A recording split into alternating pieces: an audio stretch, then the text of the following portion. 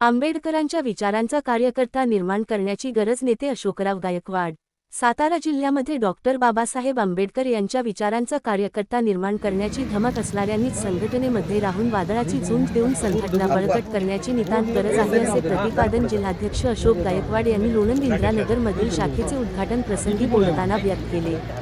तालुकाध्यक्ष अजित गायकवाड, तालुका उपाध्यक्ष भूषण खरात, लोणंद शहराध्यक्ष मोहसिन सय्यद, शाखा उपाध्यक्ष सिद्धार्थ खरात, कार्याध्यक्ष अमरातार, हेमंत कचरे, हेमंत पवार, सलीम शेख, अरुण कोळकर आदी कार्यकर्ते पदाधिकारी बहुसंख्येने उपस्थित होते। बातमीसाठी श्रीदिलीप वाघमारे, लोणंद। मुख्य संपादक शौकत शेख।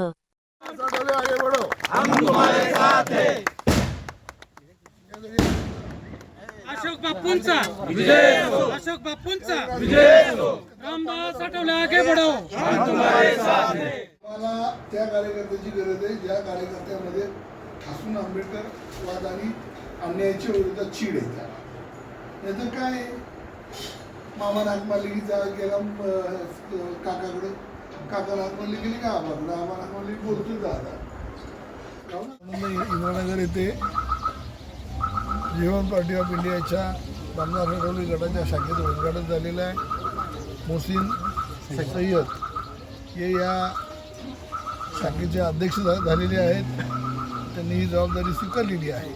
माझ्यासोबत अजित गायकवाड, भूषण खरात, त्याचबरोबर सर्वच आता प्रमुख पदाधिकारी आलेले आहेत। या सर्व प्रमुख पदाधिकाऱ्यांना भविष्याच्या काळामध्ये आंबेडकरी चळवळीला गतिमान करण्यासाठी आणि बाबासाहेबांचा निळा झेंडा घराघरामध्ये पोचवून एक नव्या विचाराला जन्म देण्यासाठी त्यांनी केलेला हा तरुणांचा प्रयास आहे। वास्तविकता आपल्याला सगळ्यांना मानण्यात आहे की आज देशाची परिस्थिती काय चाललेली, आपण कुठल्या मोमेंटवर उभे आहोत।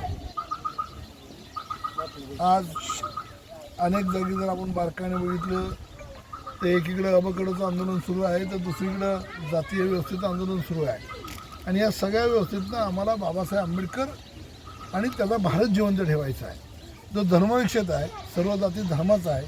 आम्ही सगळे या देशात जन्माला आल्यावर हा देश आमचा आहे आणि हा आमचा राहिला पाहिजे। म्हणजे हा देश आमच्यासाठी आहे, तो आमच्यासाठीच राहिला पाहिजे। आणि या देशाचं संविधान हे धर्मविक्षेत आहे। प्रत्येक धर्मातल्या माणसाला हा देश माझा वाटावा अशा पद्धतीचं काम पक्षाच्या वतीने झालं पाहिजे आणि ते करण्याकरिता आपला आभास आहे।